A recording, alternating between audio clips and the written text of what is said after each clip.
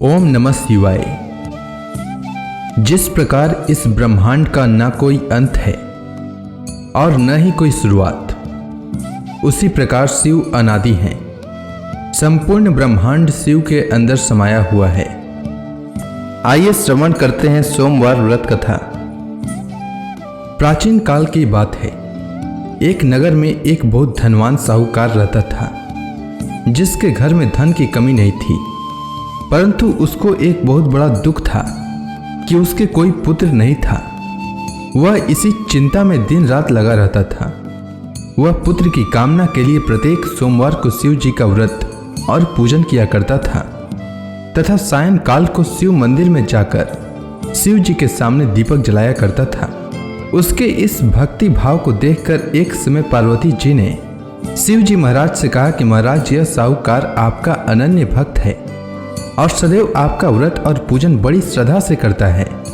इसकी मनोकामना पूर्ण करनी चाहिए। शिव जी ने कहा, हे पार्वती, यह संसार कर्म क्षेत्र है। जैसे किसान खेत में जैसा बीज बोता है वैसा ही फल काटता है, उसी तरह इस संसार में जैसा कर्म करते हैं वैसा ही फल भोगते हैं। पार्वती जी ने अत्यंत आग्रह से कहा, महाराज, जब यह आपका अनन्य भक्त है और इसको अगर किसी प्रकार का दुख है तो उसको अवश्य दूर करना चाहिए, क्योंकि आप सदैव अपने भक्तों पर दयालु होते हैं और उनके दुखों को दूर करते हैं।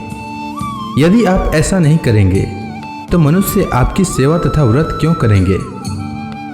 पार्वती जी का ऐसा आग्रह देख शिव जी महाराज कहने लगे, हे पार्वती, इसके कोई पुत्र नहीं है।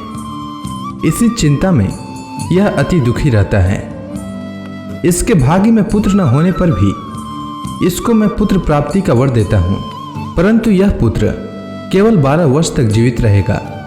इसके पश्चात वह मृत्यु को प्राप्त हो जाएगा। इससे अधिक मैं और इसके लिए कुछ नहीं कर सकता। यह सब बातें साहूकार सुन रहा था। इससे उसको न तो कुछ प्रसन्नता हुई और न ही कुछ दुख हुआ। वह पहले जैसा ही शिव जी महाराज का व्रत और पूजन करता रहा।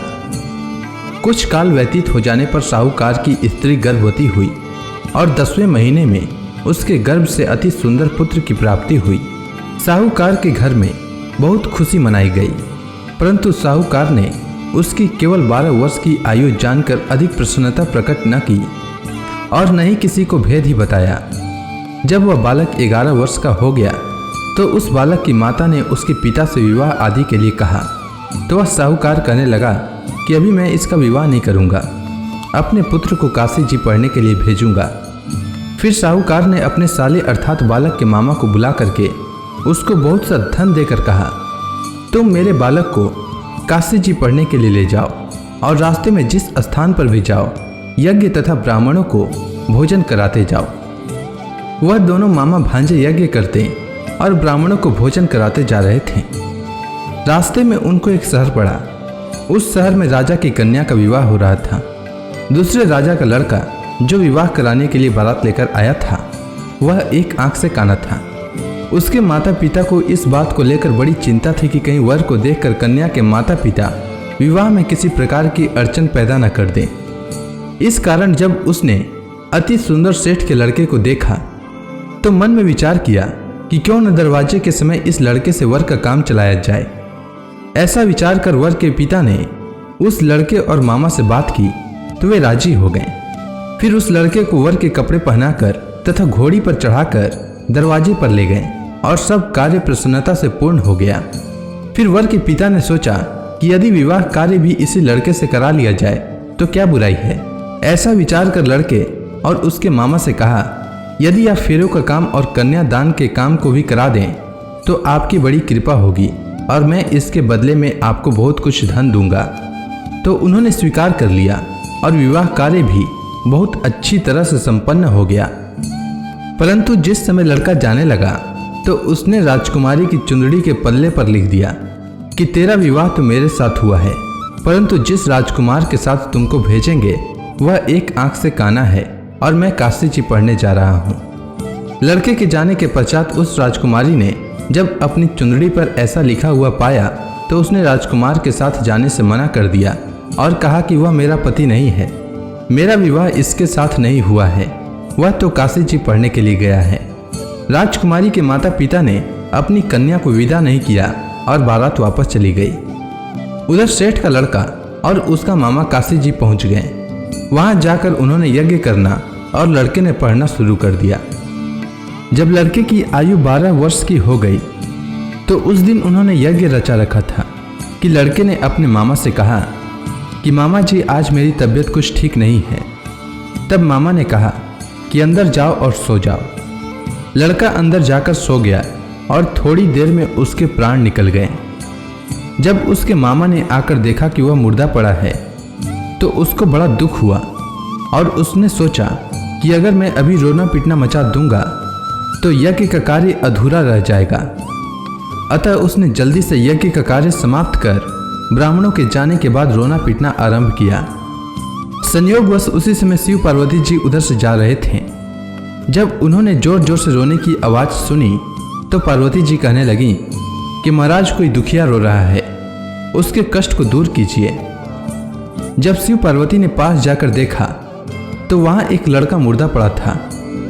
पार्वती जी कहने लगी कि महाराज यह तो उसी सेठ का लड़का है जो आपके वरदान से हुआ था।